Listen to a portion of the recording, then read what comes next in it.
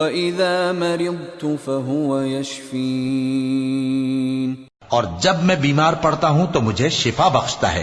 اعوذ باللہ من الشیطان الرجیم، بسم اللہ الرحمن الرحیم۔ السلام علیکم ورحمۃ اللہ وبرکاتہ۔ چشتیہ ٹی وی کی جانب سے خوش آمدید۔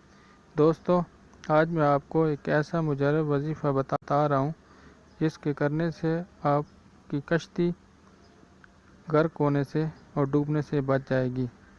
حضرت ابو ہریرہ رضی اللہ تعالیٰ عنہ سے روایت ہے، اللہ تعالیٰ کے 99 نام ہیں، جو کوئی ان کو یاد کرے گا جنت میں داخل ہوگا۔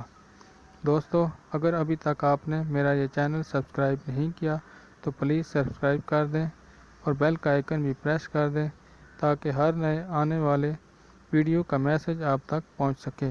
وظیفہ اسکرین پر بھی دکھایا جائے گا۔ دوستو، اب آتے ہیں وظیفہ کی طرف۔